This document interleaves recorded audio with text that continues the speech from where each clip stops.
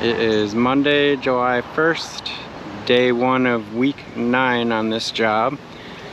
And I always neglect to mention this, but this video is part of a larger series of this entire job that we're doing. So we started out with this garage. The garage doors were all at 10 feet high, and our job was to raise the height of the doors to 12 feet because the trucks that get worked on in this mechanic's garage do not fit under the, they didn't fit under the 10-foot opening. So we're on week 9 of this job.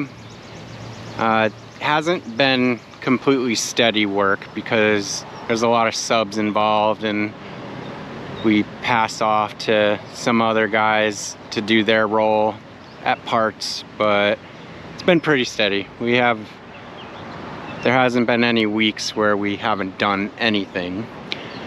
But today we finished squaring off our rafters that are up and put in the hurricane ties in the front. We got started on our rafter ties. So they're actually pretty hard. These are big boards and they're heavy. They might even be heavier than the rafters were, but these are 2x10s that are, I think they're about 25 feet long once they're cut. I just put my tape away so I don't, they're about that long. And they're 2x10s, the rafters are 2x12s, but those rafters were about 22 feet long edge to long edge. So those are the rafter ties up there, the new ones, not the old joists that we're looking at. And what these do is, once we take this temporary wall out, the rafter ties prevent the peak of the roof from falling down and pushing out on the wall, so they hold the whole building together. So I think I was mistaken in the way this beam is going to be loaded for now. As long as this temporary wall is here, I don't think there's any lateral force on that beam. It's just straight up and down because that ridge isn't going anywhere with that temp wall in place. So the weight of those rafters is just half of it is being carried by the ridge board, the other half of the weight of each rafter board is landing on that beam. It's not pushing in or out though. So until we take this wall down, as soon as we take that wall down, if we did not have a rafter tie, then it would start pushing out on the beam. But with the rafter tie there, that holds everything together. That's why they call it a rafter tie. So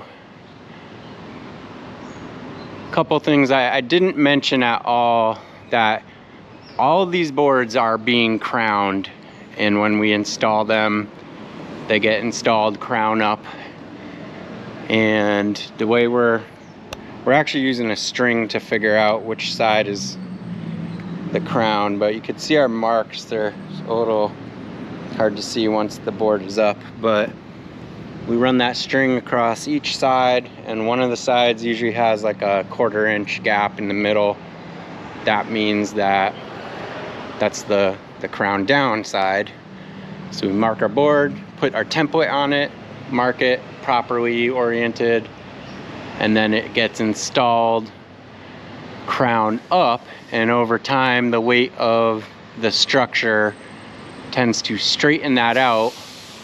But the important thing is you have to be consistent about that, because if you have, I mean, it's about a 1/4 inch on each, 1/4 inch of bend in the middle. But if you had one board that was crowned down and the rest of them were crowned up, you would have a 1/2 inch dip in the middle of that one board. So it's pretty important. All framers know to do that as well. And to be honest, we're not framers. I know this is a big framing job, but we know how to do it, but we're not like production framers, and we wouldn't take a job framing a whole house with all kinds of angles and different ridge boards and gables, and it's just not our thing. This is pretty straightforward, and we do a lot of carpentry, so we can easily handle something like this. But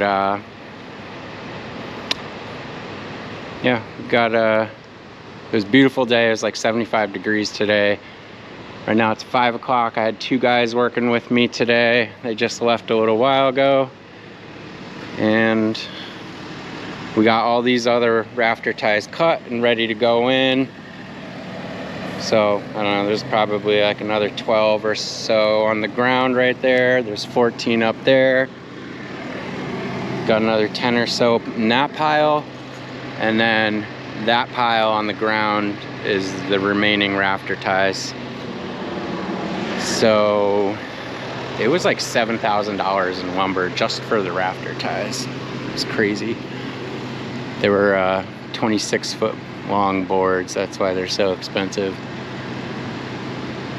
But anyway, I don't know if there's much else to update you on. I'm not coming here in the morning tomorrow. These guys are just going to continue with what we were doing. I will explain real quick how we are getting our level over here. Now, I measured along the wall. This is a relative high spot against the wall. This whole garage is pitched towards these drains on the floor. So when they poured these slabs, it looks like this was one slab that stops right here. And then you've got 1, 2, I think 3 more slabs. And they're all pitched towards these drains in the middle. And so I measured 14 foot 8 inches from this point, because this is a relatively high spot. And I marked up there. Got a mark up there, you can't really see it from down here. And then we set up the self-leveling laser on that stud and got it aligned to that mark. And then we marked those rafters where the laser was hitting them, front and back. And then we did it again over, I think it was on this one. We put the laser up again and got it to that same spot. We marked another rafter over here and over there, and then we snapped our chalk lines across. And then when we go to put the rafter tie up, we just align it to our mark and screw it in. So we also screwed in this horizontal 2x4 that helps us balance the rafter, or the rafter tie, when we're putting it up, because this thing is really heavy. I mean, it's probably like 60 or 70 pounds. It doesn't sound like that much, but the thing is, they're very awkward because of the size. So we have to pass it over the metal beam and then push it up and then pull it across to that horizontal 2x4, so it's resting on top of that 2x4 and the beam. And then we get over there, we got some boards up there to walk on, and we get up under there, push it up, line it up to our mark, screw it in. It's very tiring. It's when you do it over and over again, it starts to get to you. But that's it. We're looking good. We got our we're gonna be using these after all. Talked to engineer, he said these are fine to use on the rafters. So these are gonna go up on the back. These are double 2x8 joist hangers. So we're gonna put them up there. We already started taking our collar ties off from our temp wall, those horizontal 2x4 pieces, which are down here. And after these rafter ties are in, it's actually perfect height to reach up there and install those rafter hangers and collar ties. Like, easy to work up there. So we'll send some boards up to stand on once we get far enough, and we'll start following up doing those joist or rafter hangers and collar ties. And that's it. That's all I got for today. So I'm not going to be here in the morning, but I will try to probably get here maybe midday, and so I'll try to film another update tomorrow. That's it. Have a good one. It is Wednesday, July 3rd, 2024, and it is a little after 3 in the afternoon. This is week 9 of this project, and I did not come yesterday, so I did not film a video yesterday, but I was here Monday. We got 14 of those rafter ties in, and yesterday my crew finished all the remaining rafter ties that need to be done. And then today we did all the collar ties and rafter hangers on the back half and hurricane ties on the back of the building. So we're pretty much done with framing that whole spot. I mean, obviously the plywood's got to go on top of the roof, and that is an important part of framing, but we're probably not going to do that until this portion of the roof is done. So if we work on Friday, I'm really leaving it up to my guys to tell me if they want to work, but Friday we'll start cutting this truss and installing that. I have not heard on those hangers yet, so if we put the beam up, we're gonna have to cut some temporary posts, and we have the lumber to do that. We've got some extra 2x10s right there, and I think I have some extra 2x12s back there for the rafters. All those boards are long enough to be posts for this thing, but we'll see. We still have to do 2 more rafters on the front here before we get to the truss. The guys weren't quite sure where to stop with those, so the truss is landing on top of this post and about in the middle. Doesn't necessarily need to be in the middle. We're probably, in fact, I am gonna center it directly over that post, and from this angle it looks like we're gonna be right between those 2 rafters on the back, so that will work perfect. It definitely doesn't need to be centered on those two, between those 2 rafters, but this post in the back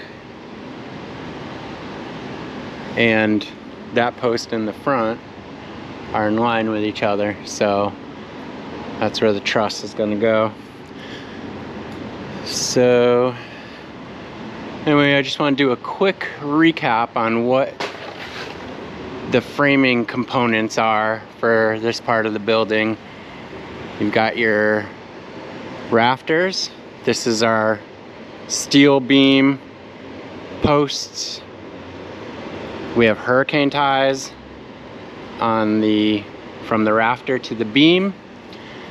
This is our rafter tie up top, right under that ridge board. That's called a collar tie. Now, and then we've got an LVL ridge board, and we have sloped rafter hangers for 2x12s on the front half, and then on the back we were able to use joist hangers that are double 2x8 joist hangers, and those are both, the sloped rafter hanger and the joist hanger they exceed the code for hanging rafters, which I'm okay with. We sistered up the rear rafters. We have hurricane ties from the rear rafter to the sill plate, and that's it. This thing's framed. And then we put the plywood on, stagger all the seams on the plywood, and as we put plywood down, we might have to straighten out some of these rafters and make sure that the middle of the board, or rather the middle of the plywood, is right in the middle of a rafter, or the end of the plywood lands right in the middle of a rafter. Now we might also do blocking. I'm not sure if we have to. Even if we don't have to, I might want to, just to straighten everything out, because over these long spans the boards can wobble back and forth very easily. So I didn't talk about this the last time, but our plan from the engineer called out these screws for the rafter ties. These are Simpson SDS 25-300 strong drive screws, I think, and they're 3 inches long. And these things, this is the box. This box costs about $350, and we needed 2 of them. And we have a lot of extra because the plan actually called for 5 on each side of the collar tie, which is crazy because it's a 2x4. But we ended up using 3 because we didn't want to split the boards.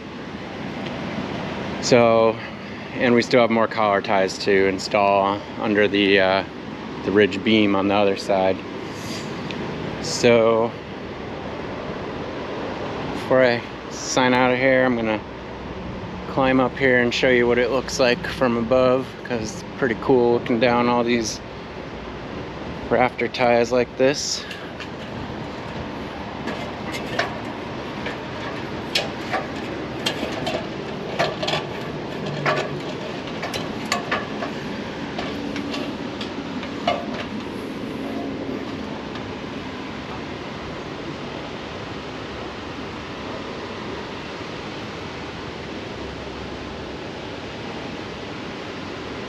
We still gotta do these 3 collar ties over here as well.